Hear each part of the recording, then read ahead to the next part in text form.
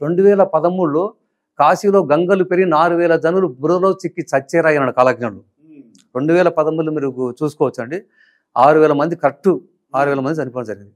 అయితే ఇంకా విశేషాలు అంటే ఇంకేమి ఈ గ్రంథంలో ఏమేమి చూసారు? అంటే అయిపోయిన విషయాలు కాకుండా ఇప్పుడు ఇంకా జరగబోయే విషయాలు ఏమైనా చెప్పగలరా?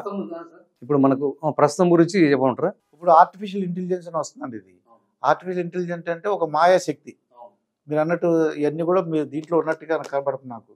అంటే వీడియో కాల్స్ కానీ ఇవన్నీ కూడా మనం మాట్లాడకూడదు, ఇవన్నీ రాశారు మాయాశక్తితో మనుషులు మాట్లాడాను.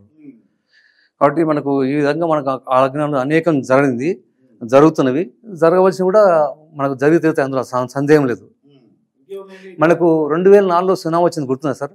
ప్రభవ పార్థివ మధ్య బహుప్రళయం నిశ్చయం అనంతరే ఆనంద మధ్య రక్తపాతవు రణరంగౌ భూమౌ బీభత్సం ప్రపంచ స్థితి అన్నాడు. అంటే 1982-1982లో ఇది వచ్చింది ప్రవణాసం. 1914 సంవత్సరం 2005 వచ్చింది. ఈ రెండింటి మధ్యన 2004లో సునామీ వచ్చింది. సునామీ వచ్చి నా రాకకు ముందు 14 పట్టణములు జలప్రవహణ పాడయ్యేనన్నాడు. అదే నా రాకకు గుర్తు అన్నాడు. 2004లో సునామీ వచ్చిందా సార్? దాదాపు 3 లక్షల మంది చనిపోయారు. అనంతరే ఆనంద మధ్య అంటే 2005-34 మధ్యన రక్తపాతవు రణరంగౌ భూమౌ బీభత్సం ప్రపంచ స్థితి అన్నాడు.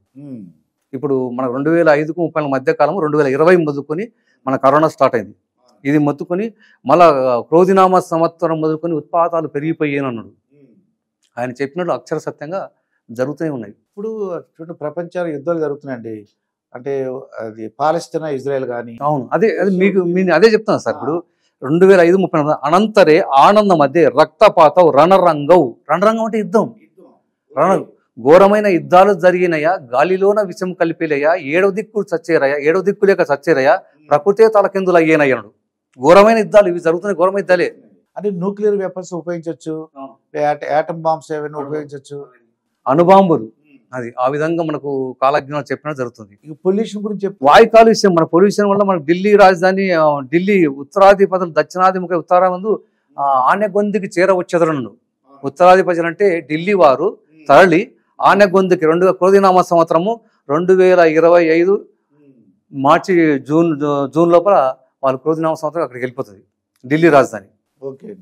నెక్స్ట్ ఇయర్ ఉత్తరాధిపతులు దక్షిణాధిపతి ఉత్తరాదిమందు ఆనెగొందికి చేరవచ్చెదరు అన్నాడు. ఆనెగొంది అంటే మనకు కర్ణాటకలోని హంపి దగ్గర ఉన్న ఆనెగొంది, అది కాకతీయుల రాజధాని. అక్కడికి రాజధాని మన ఢిల్లీ రాజధాని అక్కడికి వస్తుంది. ప్రపంచంలో అత్యధిక కాలుష్యం ఉన్న నగరము ఢిల్లీ. అవునండి. మనం రీసెంట్గా చూసాము, భారీ వర్షాలు మొత్తము ఎంత కుంగదీసిందో. వాయు కాలుష్యం ఢిల్లీ, అన్ని రకాలుగా ఢిల్లీ మనకు సురక్షితమైన ప్రాంతం కాదు. కాబట్టి ఢిల్లీ రాజధాని కర్ణాటక హంపి దగ్గరికి వెళ్ళిపోతుంది. నెక్స్ట్ ఇయర్ 2025 క్రోధినామ సంవత్సరములు అంటే ఉత్తరాయణ వెళ్ళిపోతుంది.